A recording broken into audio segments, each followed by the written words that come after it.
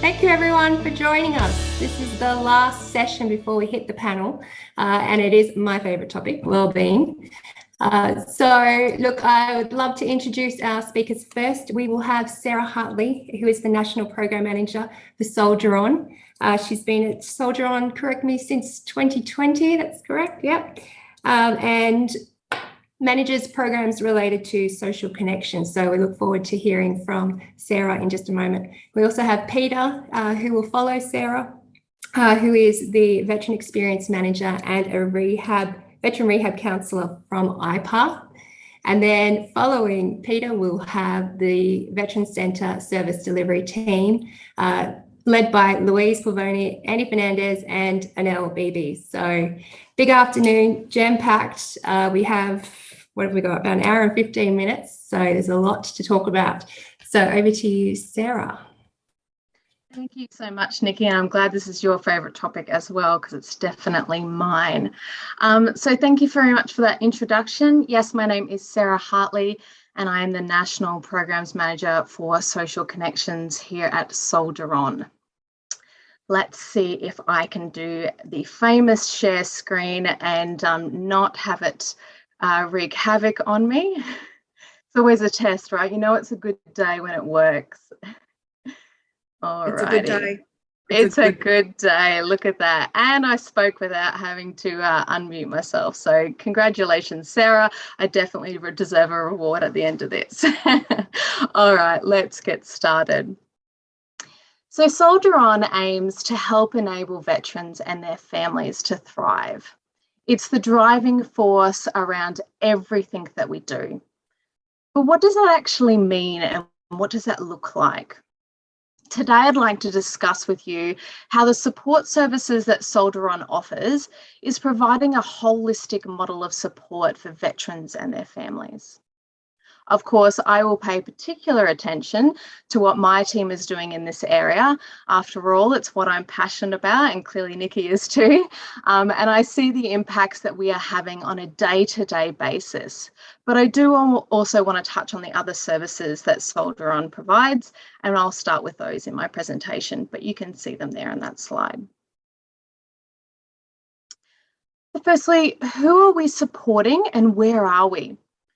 Soldier On is in every state and territory, along with regional areas such as Port Macquarie, Sale, Townsville, Albury-Wodonga, Singleton and Kiama, stretching down to Nowra as well. Many of the services that we provide are also available in an online capacity, spreading our reach even further. You'll notice that my slide needs an update though. It's missing a few dots, so please forgive me with that. Our marketing team is a little bit busy at the moment with our gala ball happening this weekend, which is rather exciting.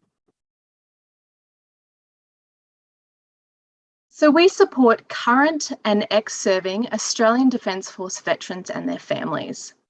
And this includes the children, stepchildren, partners, ex-partners, and parents when they're living as a family unit. We accept all services, including reservists, with a focus on veterans who have served post-1990.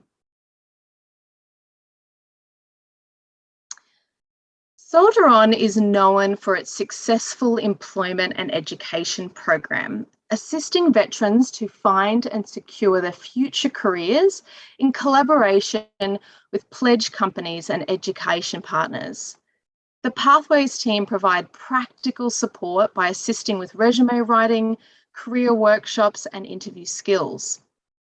We have an extensive jobs board on our website where participants can view and apply for well over 1,000 roles.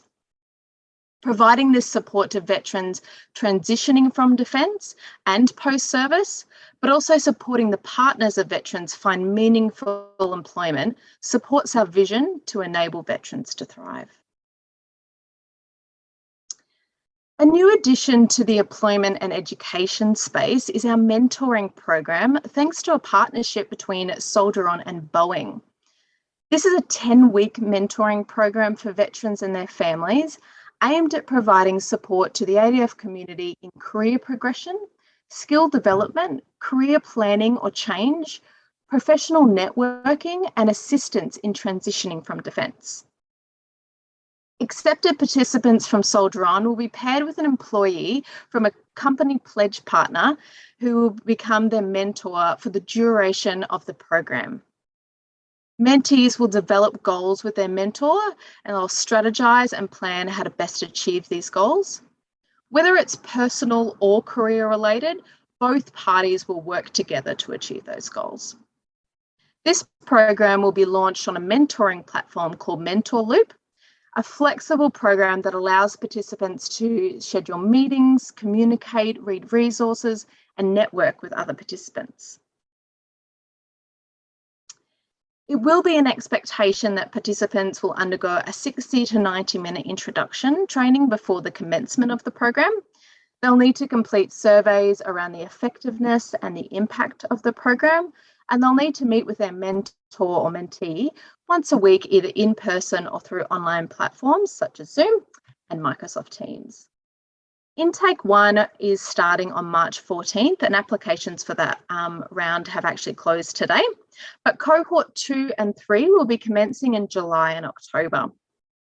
You can find out how to apply to become a mentor or mentee by heading to the Soldier On website, and it's under How We Help, and then click on Education, and you'll find out more information there. Soldier On's psychology team has gone through significant growth over the past 12 months, with the number of staff nearly doubling. They provide in-house evidence-based psychology treatments to veterans who have been impacted by their service. These services are also available to family members, including the partners, parents, children, siblings. And our psychologists are highly skilled and trained to work with defence personnel, many having specific experience working with those affected by trauma.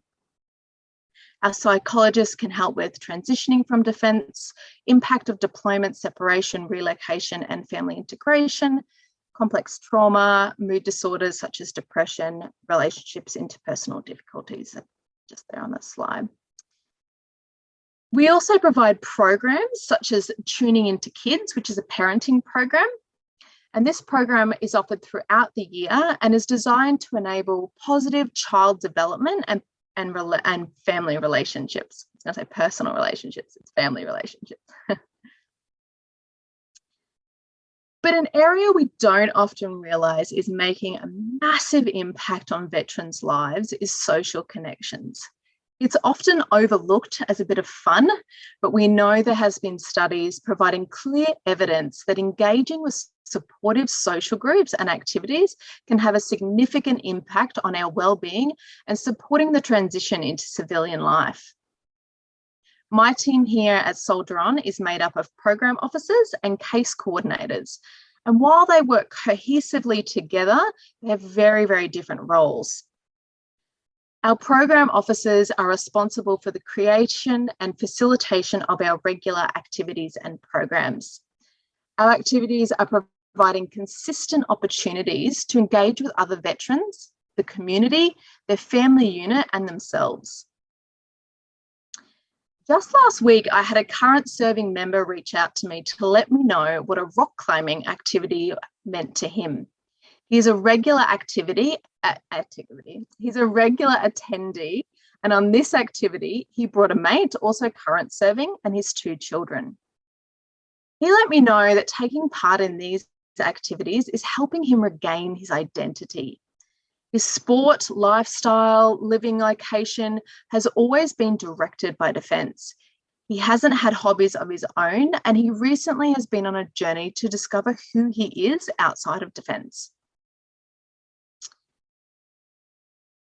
He said, well, he doesn't have any desire to transition anytime soon. He knows that having this support will only aid him when it comes time to transition. He said he didn't realise how much a 2-hour activity was actually impacting on his day-to-day life. Not only connecting with his mates, making new friends, but also rebuilding the bonds with his children after spending months at a time away from them helped him feel connected once again. In the past year, we've held over 1,000 activities. We try to ensure a diverse range of activities that we run, but we also provide what people ask for, and sometimes those are specific to certain areas. For example, we have often tried to run regular coffee catch-ups here in Sydney, but they don't get the uptake like they do in the smaller areas. So we focus on activities that are worth the commutes, because we're pretty sure that that's the reason why. And I don't blame them. We partner with other ESOs on many of our activities, such as the Saltwater Veterans, who have been providing amazing sailing days for veterans for some time now. And if you are in Sydney, I strongly suggest you get along to them. I promise you'll have an amazing time. I've had a number of different conversations with ESOs recently, and the common occurrence is that veterans are worried that they need to show loyalty to one ESO. I think we can all agree that hearing veterans take up multiple supports from as many ESOs that suit their needs is really rewarding to hear. We are working towards further collaboration with other ESOs to enhance our programs and activities, and I see that growing throughout this year.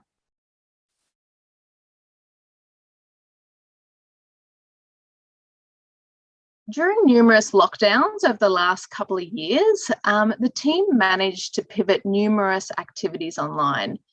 While those organic face-to-face conversations were a little harder to achieve, we noticed something unique was happening. Families signed into cooking classes and online games nights together. Friendships formed across time zones because of an interest in painting, and regional veterans were given opportunities to take part in online coffee catch-ups, and old friends were coming back together to explore the streets of Venice for a virtual tour. Thanks to modern technology, we were able to provide activities and connections that met outcomes we didn't even realise would make such an impact. With these achievements under our belt, we decided to keep online activities indefinitely. And you can find all our activities on our online calendar on our website. But I do warn you that if you do head to the website and go to that online calendar, you will probably need to filter by state, as it's quite a big long list. We're very busy in our team.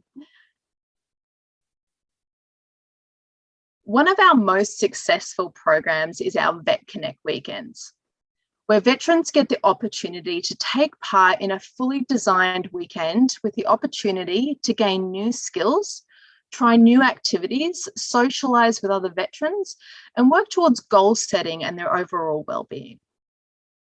For these programs, we collaborate with our psychology team to enhance the program by providing workshops during the weekend, but to also ensure that everyone feels safe and supported. For many of our participants, they have found these weekends to be incredibly fulfilling and rewarding, filling their social cups. Many not realising how much of a positive impact it would have on them personally, but their relationships with others as well. We have heard so consistently from our clients that we have saved their life. We get this feedback all the time, with veterans grateful to be able to participate in such life-changing programs. This feedback says to me that we are enabling veterans and their families to thrive. Giving back to your community provides the opportunity to continue to serve through purposeful projects.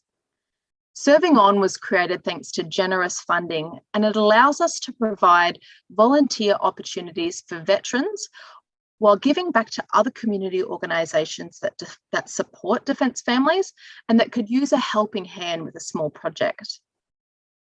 In the last year, we have completed projects with Food Bank, PCYC, Writing for the Disabled, Brunswick Neighbourhood House, and many, many more. These projects are only possible when funding is available, but it's something that we will continue to run, as the feedback has shown it's a really rewarding program to be involved in. Now, I'm sure all of this information is nothing new to many of us. We know the impacts of social connections, but a key area I haven't touched on is our case coordination team and the work they are doing in this space. I jokingly call them the concierge of Soldier On, but they're much, much more than that.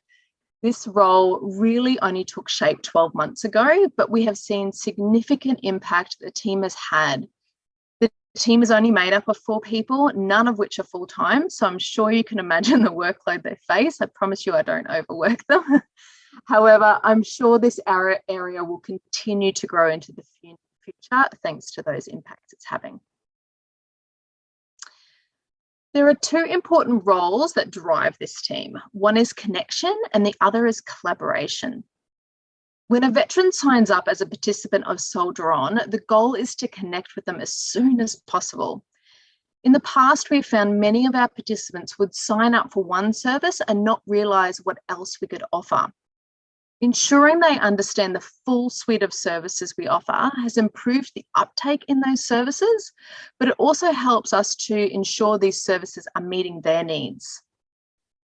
They're able to provide callbacks to participants to see how their Soldier On journey is going and to see if there are any other areas in their lives that they need support with. And this is where our collaboration really kicks into gear. We know that we can't do everything, although we'd love to be able to, but we just can't. But we are well aware that there are so many other amazing organisations out there that can provide a service that we don't. Our case coordinators spend a significant amount of time talking to other organisations and ESOs that can support veterans in the ways that we can't. They build those referral pathways to ensure we aren't just sending them the name of an organisation and a phone number, but we're able to provide actual introductions to people and organisations who can provide those other supports. This has led to a more desirable, trustworthy engagement and more likely that the veteran will follow through on that referral. Introducing this role to Soldier On has been incredibly beneficial to us as an organisation, but also our veteran community. I would like to make some things clear though. These roles don't follow the traditional case management type assistance, and they're unlike the peer support workers that we see. This is a short-term referral support service where participants can opt in and out as they see fit. What I would like to offer is any organisations that would like to connect with this team to arrange further collaboration to please email getsupport@soldieron.org.au. And I've popped that up on the screen there for you. Our goal for 2022 is to create stronger engagement with other ESOs. After all, we have all the same desire to support veterans, and what better way than to do that together?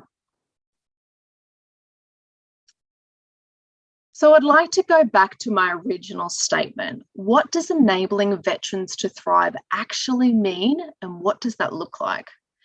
I'd like to direct your eyes to that slide if they're not already on there.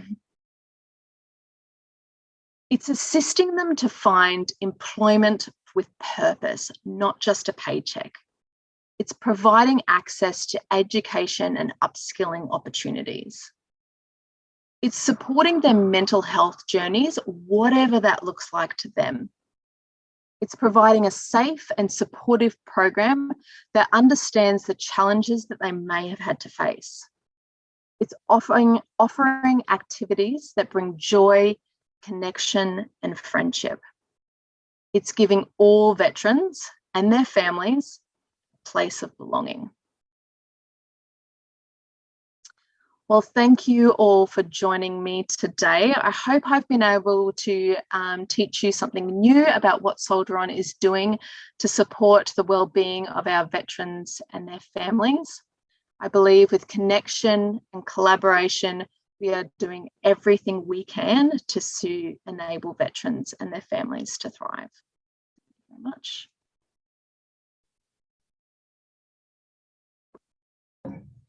Thanks, Sarah. That was fantastic. I've got Anelle here. She's thumbs up. She's already emailing your team. Perfect. Look forward to it. But look, just conscious of time, but we will see Sarah again in the discussion, so please save your questions. But we will move on now and introduce Peta Siggers from IPAR. Thank you, Peta. You've been with us since this morning, so we look forward to hearing your presentation. So over to you. Thanks. Thank you. Just checking everyone can see the presentation. Yes, we can. We're good. Perfect. Thank you. Okay, so yes, my name's Peta. I work with IPAR, which is a national rehab organisation. I'll go through a little bit about them in a second. I was a medic in the Army for 15 years, and then I did a couple more years as a choco after that. And in addition to my normal sort of medic roles and going overseas and things like that, I also spent quite a deal of time working with wellbeing groups, complex management, mental health, transitions and wellbeing and rehabilitation during my time in some of my roles. So I quickly developed a bit of a passion for that. And as I transitioned, that's sort of where I plan to go. So although my transition experience, like everyone else, probably wasn't without its few bumps along the way, overall, you know, my transition was on my terms. I had really supportive chain of command, and I spent a lot of my transition time actually in a garrison town. I was in Townsville when I transitioned, and I did find that to be quite helpful because there was so many organisations I could have linked into for supports. And unfortunately, that's just not the reality in some smaller regional or remote towns where people might go back to transition into their civilian life. So IPAR is a national occupational rehabilitation provider. So we've been helping specifically to support veterans since 2013. And sort of the referral pathway to us is through DVA, the RSL or ADFRP, so the rehab program for those veterans who are still serving. And not all of them will transition out. Some of them will be able to return to either their primary role within Defence or transfer into another role within Defence. Clients, so veterans, their partners, they can actually access support through us through the referral pathways through many other ex-service organisations and GPs as well. So that's always good to know that there's other pathways there. And we do support veterans and also entitled spouses or partners under various referral types. So our focus is not just on the veteran, it's also on their family. So a little bit about us. We are providing like a veteran-centric resources and services, and we've actually got quite a lot of resources dedicated to this because IPAR is very passionate about assisting veterans to return to their wellbeing. So we've got a national technical manager. Her name is also Peta, so we like to keep it confusing, have two female Petas doing this work. But Peta specifically works with the DVA side and sort of supporting our consultants to ensure they're educated on what DVA may or may not be able to support with, so then we can get the clients to access as much support as possible in a really timely manner. My role is as the National Veteran Experience Manager. So before I was in this role, I was a consultant for a couple of years with IPAR after my transition. But my role is to go outside of IPAR, look at what's out there to support veterans in the community, what is available. There's so much support available as we've seen today. And how can we best link the veteran client and their family with the right support for them at the right time? And providing that mentoring and advice to our consultants as well. But I'm not the only one with ideas and experience on how I think we should be supporting our veteran clients and their families. We also have an internal veteran advisory board, which is made up of volunteer IPAR team members, some of which do and don't work with veterans on a day-to-day basis, but they all have a connection to the veteran community. So they may be a reservist or an ex-serving member, a veteran, a family member. And what we're looking for is their collaboration and ideas and engagement in the services that we're providing internally and making sure that everything we're doing is keeping within that veteran-centric framework and ensuring that we're not missing a vital component because everyone has this lived experience that's quite different, and all of their contributions are very valuable. So we take feedback and ideas, and you know, they can link us in with other service organisations or other support organisations that we don't know exist in a particular region and things like that. Our consultants who work with our veteran clients are very experienced. They all work with veterans on a regular basis and also emergency service clients, so police, fireys, AMBOs, federal police as well. So we have a really good understanding of the background that the client may come to us with. We have dedicated resources and training packages to support our consultants and then assist our clients. ongoing mentoring by our subject matter experts, and we're a holistic and multidisciplinary approach to rehab. The focus is always on return to wellbeing. And as we've said before, no one's experience is the same. It's not a tick and flick. It's not a one size fits all. It's going to be whatever it looks like for the veteran and their family. So who are our consultants? Well, we're all allied health professionals. So generally a mix of rehab counsellors like myself, psychologists, social workers, exercise physiologists, OTs, and registered nurses can be employed as consultants. We all have to comply by our professional registration boundaries, in addition to the policies that IPAR have set for how we are sort of supporting our veteran clients and their families.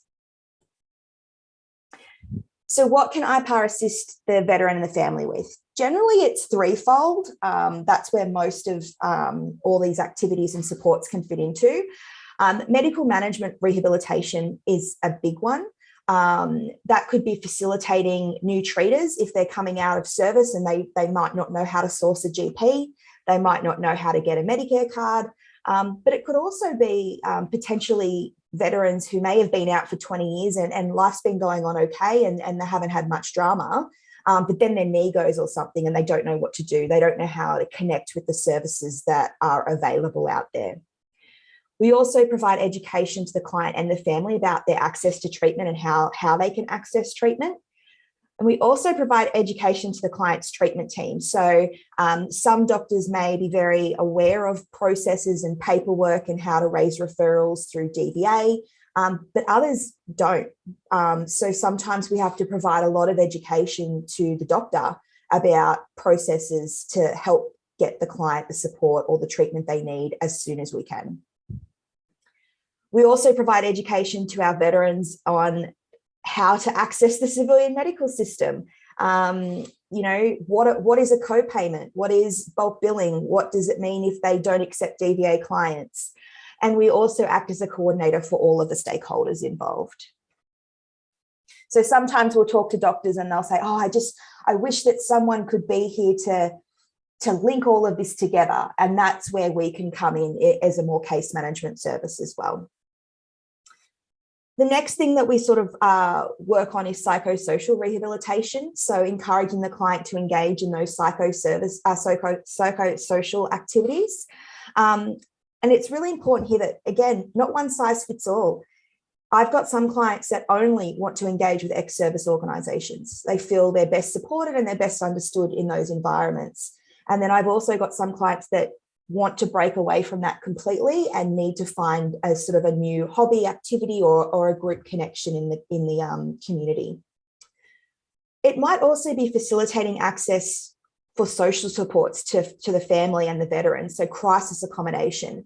I've had clients that have been referred to me that are still living in their cars. And so our first thing is, how do we get you safe and secure accommodation, and what resources are available locally for us to link you in with that?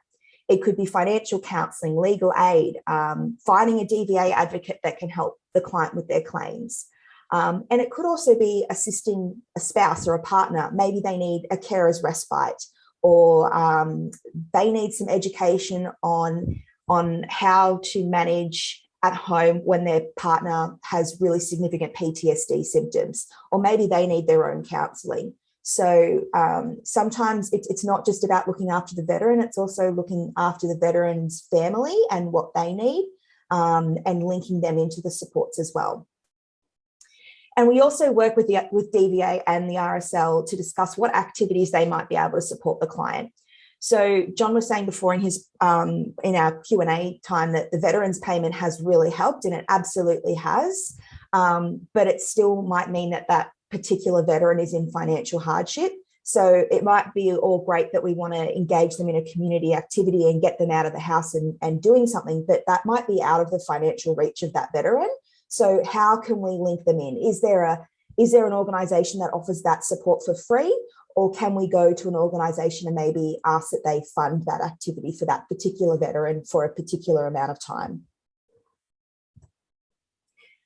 And the other component is vocational rehabilitation. So I just want to stress here that it's only if the client has medical capacity to engage in return to work or discussions around going back to work. If the veteran doesn't have capacity to do that, or they need to just focus on their treatment, then we won't go down this pathway until they're ready. So we might do some vocational counselling, which is helping them identify the next vocational pathway they may want to take, or what retraining or what that looks like for them. We may complete assessments to ascertain what the best retraining for them is, so that we can then, present that to DVA to see if they will assist to retrain the client. It may be to assist the client to re-engage in retraining opportunities through TAFE or university or a short course, or linking them in with, an organisation that can help them build their own business or something like that. Or it could be straight, they just want to find a job.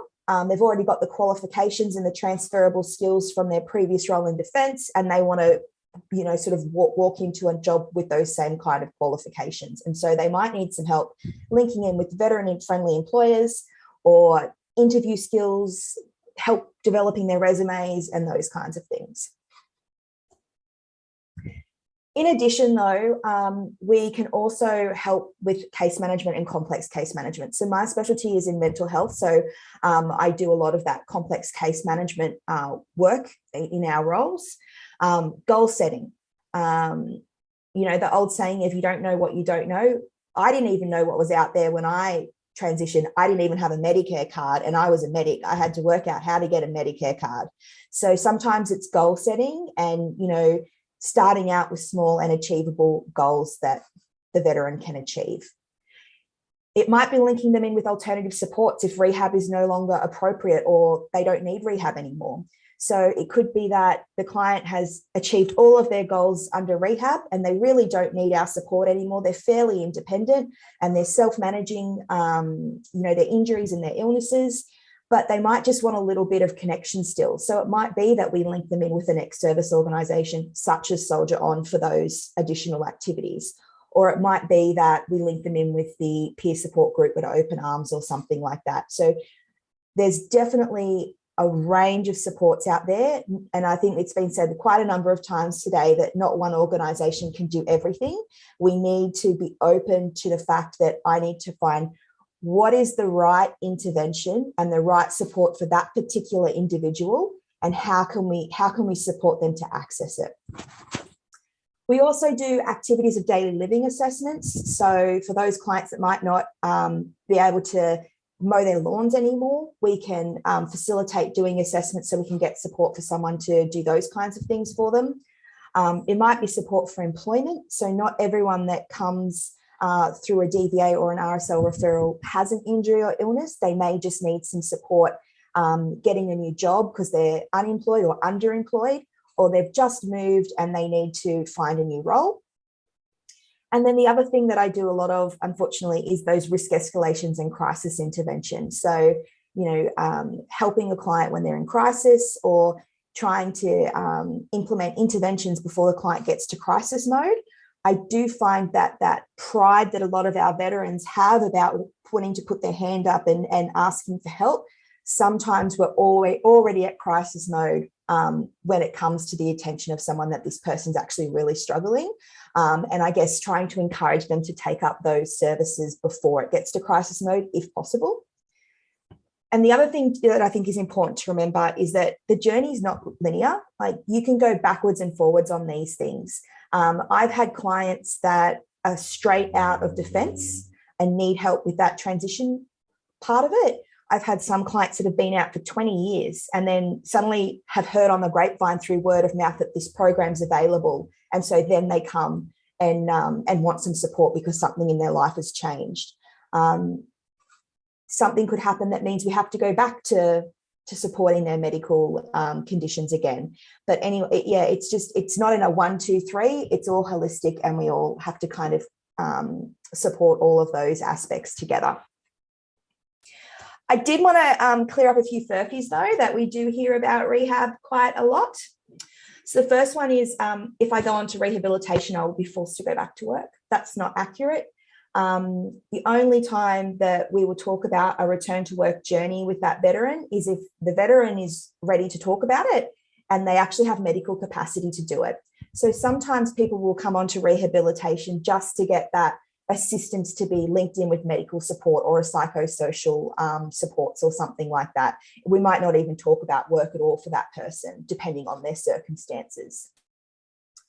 If I don't go on to rehabilitation, I cannot access my treatment. There's a lot of people out there who believe that going to a physio appointment or their osteo or something like that is directly linked to being on a rehabilitation program. And that's just not the case either. They're completely separate. In regards to medical management rehab, we can support them by facilitating referrals, explaining the process to them, educating them, but we're not actually providing treatment. We're just linking the client in with their treatment options. I don't have a physical condition that needs rehabilitation. So sometimes people still think that rehabilitation is about going to physio or hydro or something like that. It's a lot more than just physical rehabilitation. I wouldn't benefit from rehab. I think there's a lot that can be, a lot of people that can be benefited from rehab, even if it's just community engagement, finding a doctor they're comfortable with, understanding the DVA process, getting to know a DVA advocate, whatever that looks like. There's definitely benefit for a lot of veterans out there. And this is the one that gets me, I guess, too, like coming from a medical background as well, is I'm too broken to engage in rehab. I see that sometimes we have a really difficult transition period as they're transitioning out of defence. They may have been in rehabilitation platoons within their units for 2 years before they transition out. They've been told that whole time that they can't work because they're too injured.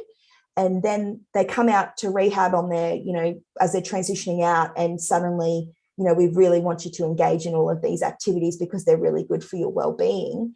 And it's really hard to reframe those thoughts and change those behaviours that have been instilled from that, you know, sometimes that culture within defence that, you know, well, I'm getting kicked out, so I can't possibly work, or I can't do a hobby, or, you know, I can't do anything like that. So we do spend a lot of time reframing those thoughts and doing some health coaching and sort of encouraging that that's not true. You know, we might take us a while to get back there, but there is definitely hope for recovery. And I think that's really important. And that's part of that rehabilitation process as well.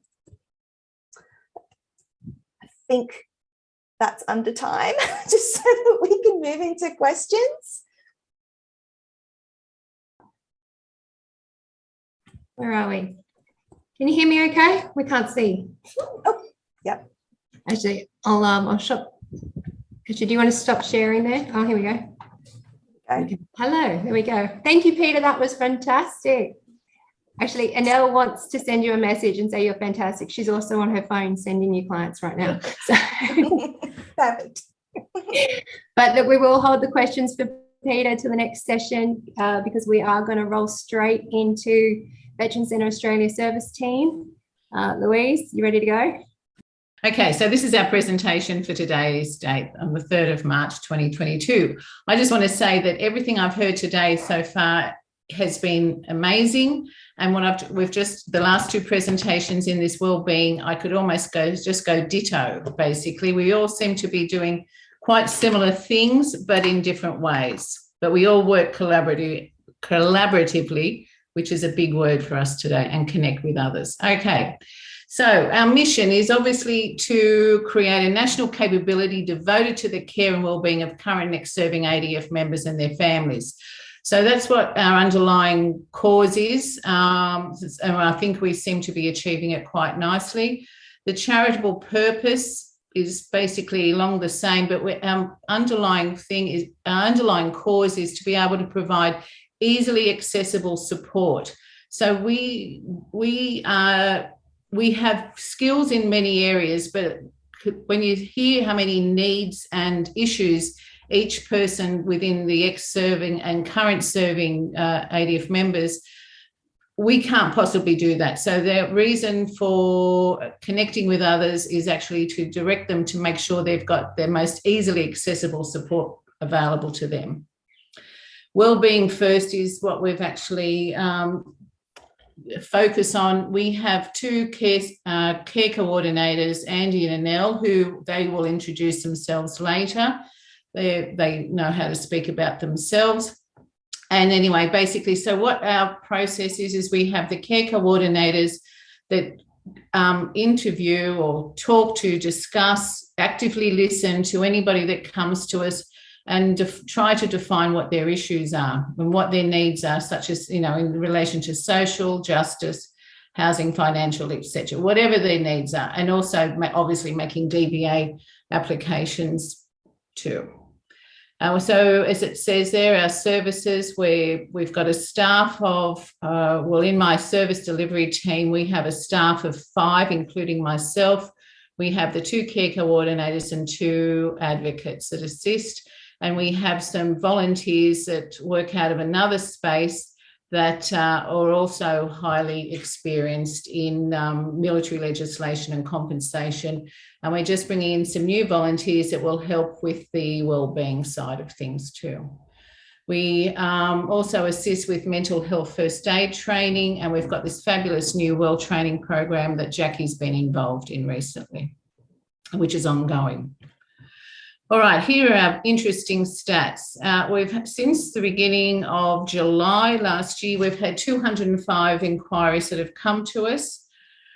We've got 58 that are what we call awaiting intake, and those that are sitting in the awaiting intake means that we've connected with them, but we're just still waiting for them to provide us with their authority to act, their proof of identity documents, their medical documents if we need them, and their ADO service records, because we need to have those before we can move forward. And unfortunately, currently, with those that are currently, who are serving, a majority of those that are serving are being medically discharged, who we're dealing with, have to wait at least 4 to 8 weeks for their med docs to come. It used to be a lot quicker, but unfortunately, they decided to make things easier. And unfortunately, it hasn't made things easier. All requests for med docs has to be undertaken by Canberra. They can't get it on base anymore. We've said farewell to 117 of our clients. When we farewell them, we feel that they're resilient. They've obtained resilience. And I love this, enabling them to thrive. I thought that was quite an interesting statement. So I think we feel we can safely say that we've enabled them to thrive, and we can say goodbye to them, but they always know they can come back to us. We've currently got 380 clients that are dealing with us from a vast range. The current serving, the ones that are being medically discharged, the ones that have transitioning out under their own accord. We've got a few that have been administratively discharged, and then also long-serving people that have been out of the services. We have a high priority team group. We define them either high, medium, or low. High priorities are the ones that we know need to be overseen by our care coordinators, because not only have they got outstanding claims with the Department of Veterans Affairs, they've got multiple needs that we need to monitor them and ensure that they've been appropriately connected with other ESOs or third parties that can assist them with this. So we just need to monitor them. And some of them obviously may have high risk mental health issues. So we classify 47 of those 380 high priority. Currently, we've got 24 that are heading to med discharge. We're finding that's increasing amazingly. We physically visit ADF bases. We go to Holsworthy. We have a team that go to Holsworthy, a team being a care coordinator and an advocate. We've got a team that goes to Richmond RAF base. The same with Cuttable, Waterhen and Penguin. So we visit there quite frequently. I think Holsworthy, they're there probably every week, with the other 3 bases every second week. And so far this year, we have managed to lodge claims for 640, or make 640 claims to DVA. Everybody's heard the same old story that DVA is at least 2 years behind in their decision making and dealing with claims, especially mostly for those that are still serving or those that have been out of service for some time. However, those that are medically discharged, they do get priority processed, but a lot of them still fall through the hoop, and they are, well, especially in the Navy, if they're medically discharged, a lot of them still don't have their decisions finalised until we've still got some that have at least 12 months waiting for the decisions to be finalised, which puts stress on them, and therefore we have to alleviate that side of things. So they're our stats. Next slide, please. All right, so our system, our service delivery is based on this diagram here. We try to ensure that everything for a person, including their family, their children, we consider all of those points within that circle. So it's part of this care coordination. We consider if they've got housing needs, and we connect with those that can provide the client with some housing needs. Education and skills, where we've reconnected with other providers in relation to that. It's the same with employment.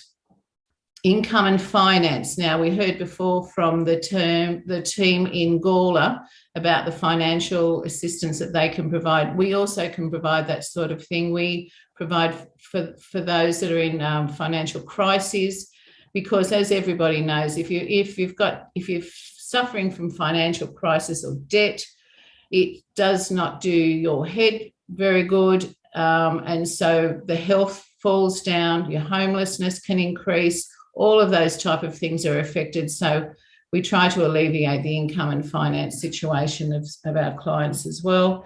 Health, well, we connect quite a few of our clients to either GPs. If they relocate to a new area, we try to find a GP that's veteran friendly to help them with their processing of DVA claims, and then just general wellbeing post-service.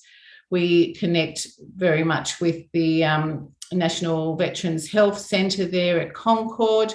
We've sent quite a few of our clients through to them. Social support, well, we catch up with them, we have chats to them, we try to connect them with other people. Obviously with Soldier On, they provide some good activities. RSL, I think, undertakes, I had one of my clients the other day say they went for a 2-day horse get-to-know session, and he really liked it. He thought it was a very great time, despite the fact that it was in Picton, it was raining the whole 2 days. He enjoyed it immensely. So the idea is also to connect our clients to other, obviously, people where they can have this social support with other like-minded people. So that's how we deal with those. The justice and safety, we obviously heard from Nick and Nicole earlier in relation to what's available, and we connected a lot of people to that sort of dabbles, we call them, but also we've got some other other solicitors, legal people that we can connect them for other matters that they may be suffering from. And then obviously the justice we can do with DVA side of things too. That's what we do. And we have this community of practice, obviously. And we have this wonderful cloud-based CRM system known as Salesforce, where we can monitor all activities within this one Salesforce. We can pull reports, we can find anything along those lines. And so it's a very useful tool for us to have. Okay, now I'll hand you across to Andy. Andy, you can introduce yourself. I know you can speak quite comfortably about yourself, so thank you. Hi, thank you, Louise. One moment. Just turn that noise off. Okay, welcome. I'm a care coordinator at the Veterans Centre, and I'll just speak to I guess what I call the old model and the new model that we've proposed. So the old models on the left is what a digger can essentially experience in the DVA process, unfortunately. So the culture we have in the ADF is often one of adapt and overcome. And this leads to the paradigm that we're currently in. So most diggers want to stay with their team, stay with their unit, stay deployable, and will self-manage injuries as far as possible.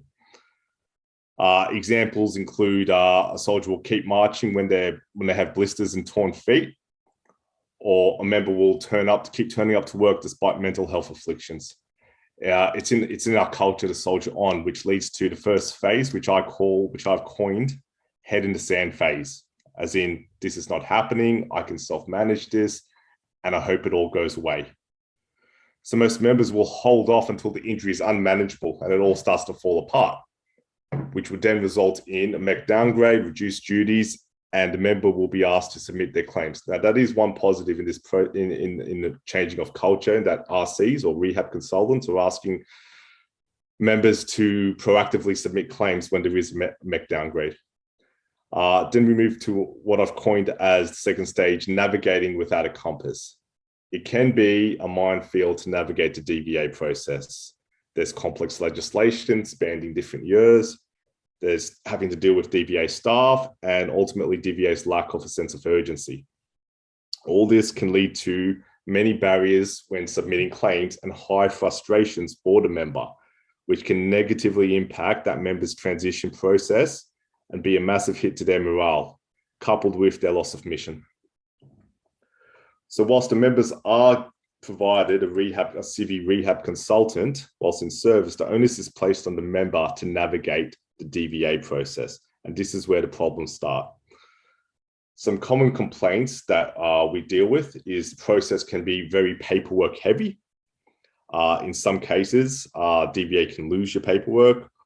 You do have to prove your identity to DVA, despite it being a federal organization and despite you working for a federal organization. And unfortunately, what we found is a very much us versus them situation. And the experience can be that of dealing with an insurance company rather than being treated with the honor and dignity owed to defense members. So what Jeanette on our team once coined is, she said, often in a transition, it can be serendipitous or by chance if a member navigates this successfully. And so what I propose on the right is, I guess, a less serendipitous journey or a more straightforward model. So when in doubt, we say refer back to the commander's intent, and that is support the care and well-being of current and former ADF members. And this is what guides our model of care. So the new model we propose starts with early engagement. That means meeting with Defence Force members before they transition. Okay, referrals can happen in several ways. Clients can self-refer to many word-of-mouth referrals we're receiving. Rehab consultants can refer, doctors can. And what we find is working, as Louise mentioned, is on-base visits. So we are doing on-base visits at, say, Holsworthy, HMS Cuttable, and the early intervention makes a difference. It means the members can get good advice and have someone in their corner when there are difficult questions or difficult areas to navigate. So stage 2, we've coined as stabilization. This is where we meet the client in person on base. Now, we've identified meeting the person on base as something that makes a huge difference. It reduces barriers to engagement. It helps us build trust. And it's where we can conduct the intake process. So my job as a care coordinator, I conduct an intake process where I do a risk assessment, I use a resilience measurement tool, and I gather all the primary documentation, like Louise mentioned, which is required to engage with DVA and can be quite lengthy. At this stage, we identify the individual's needs, and it's in some cases a chance to educate them on the process. And like I said before, most importantly, build trust through conversation and availability.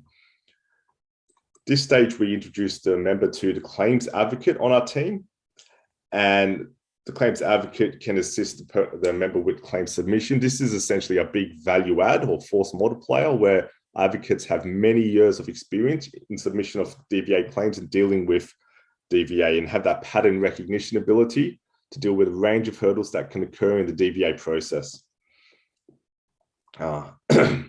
Next, psychosocial development stage. If along this process we identified as a welfare issue or something that some of our partner forces can assist with, we refer out for many of the services you may have seen today: financial advocacy, housing, education, pain management specialists, homelessness. And what we're finding is by having these established relationships, we're able to pick up the phone directly and go straight to the services that we know will benefit our clients, because we already know our left of right spark of each organization, what they can do, what they can't do, and what their referral criteria is.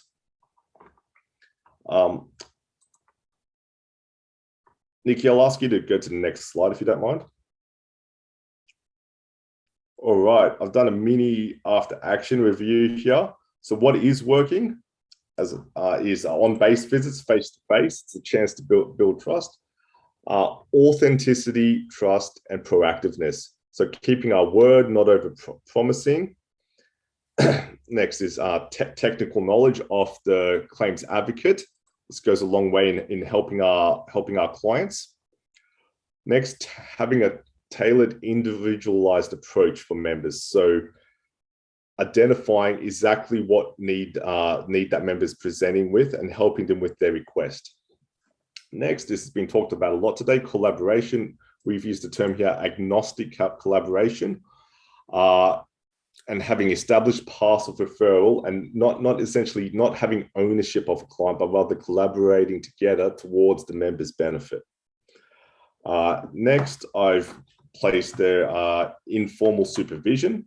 And what I mean by this is maintaining communication between our teams, both internally and externally for the members' benefit, which when we collaborate as a team, we often find far greater results for the member. And a willingness to self-identify where we can improve and can do better. So improve. So we'll put those up. Thanks, Nikki. Okay, back one. Okay. Areas we can improve on: collaborating and putting the member first. When this is done, everyone wins. Further strengthening ties with external agencies. And lastly, acknowledging common themes and profiling clients and reporting back to agencies we're referring to. All right, that's it. I'm going to pass the baton on to Anelle. Thank you. Thanks, Andy.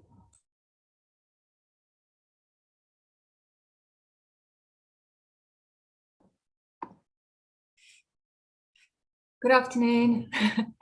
I'm just going to, I thought I'll just bring up a case study, sort of something similar to a bit of a journey that we will have with a member or ex-member in the transition phase. Just beginning to say thank you so much for everybody presenting. I feel quite humbled. I learned so much today. And that's the most important thing, that I always can just have more things in my toolkit to be able to help veterans and the whole veteran community. Anyway, I thought I'll bring up Brett. His profile is he's medically discharging. He needs DVA assistance, which is quite transactional, as we all know. He needs liability compensation assessment, his in-cap work, and then, of course, his invalidity retirement from ADF pension, ComSuper, potential DVA household services and rehab, appliances program, modification appliances, and then motor vehicle scheme. So Brett used to be an infantry in the army, and so when he decided to, when they actually gave him the marching orders of medically discharged, there was a lot to it, and he needed a lot of assistance. So an action taken, we engaged with Brett. We started doing the intake process, face-to-face, talked to him.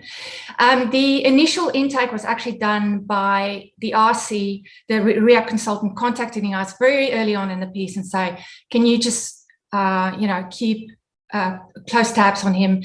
It's a big transition, which was a bit of a, in the beginning, it was a bit of touch and go, didn't really give our calls back and things like that.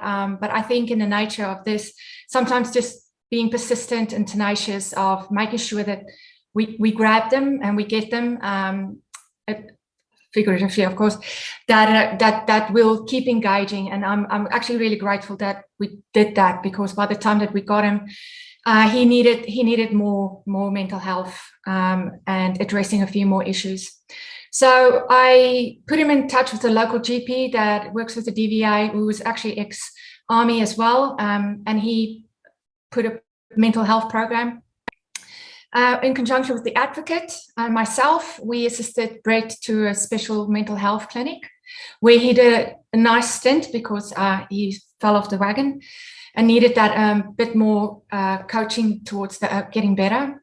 And then the advocate, of course, helped Brett with much more of his claims.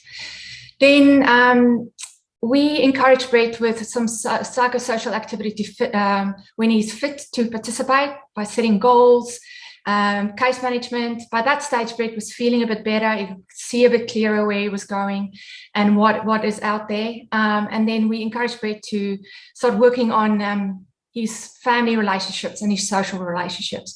Brett was in a very close unit, which meant that that was his life and his whole community. So when he moved out, he felt quite a bit lost. I have to give it to his family. They were quite proactive, and a really good friend of his who was quite proactive, engaging with us and saying, I haven't heard, have you heard? And that was fantastic, I have to say. And then we linked Brett up with external agencies and other ESOs. And particularly Bravery Trust, I encourage Brett to actually engage with Bravery Trust because some of his own mods were still not done by DVA, but I knew Bravery Trust would look into his health and maybe help him out with a push bike or something like that. Also engaging with shoulder on. I don't know if he has, but that's a follow-up.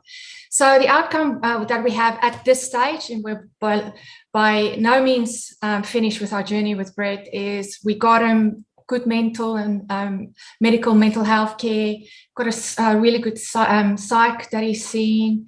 He's working on his substance abuse.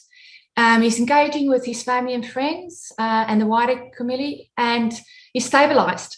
I think the most important thing is he's talking to us. He's not isolating, and he hasn't fallen through the cracks, which if we didn't do this, it could have been that Brett could have been found somewhere on the beach because he actually lives down in Northern Beaches, just accidentally just maybe OD'd or something like that. So I'm really grateful that we've been able to connect with other services and particularly work with the DVA and a great advocate that he has been working with. Thanks, guys.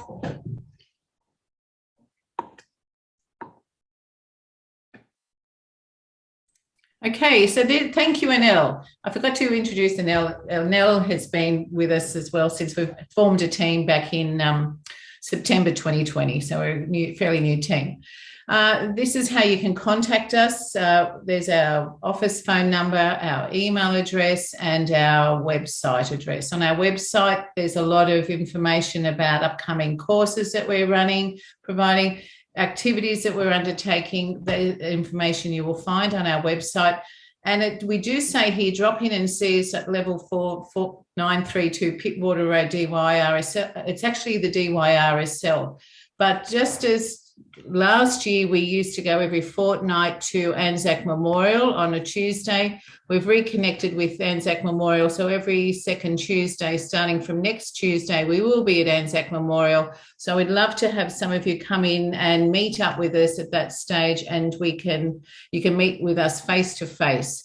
The reason why we go to Anzac Memorial as well is because a lot of the current serving members maybe not live in Sydney, but they find it a lot easier to get to the city as opposed to the Northern Beaches or to on base. So we also meet some of our clients there at the Anzac Memorial. So it's a much more enjoyable space, and they find it very interesting to be able to walk around there. It's a beautiful place, as Dallas spoke about it earlier. That's it. Thank you. All right. Well, thank you very much, team. You did well. There you go. Tick in the box. That's it. Thank you. But look, we will have a discussion about wellbeing, and we'll invite our presenters to take part in that discussion. We are 7 minutes early, but Jackie, if you're okay with it, can we go early? I'm certainly okay with that. We can use the time, I think, because we've got quite a few questions. So, yep. Fantastic. All right, so let's leave this session and join the next. So we'll see you there.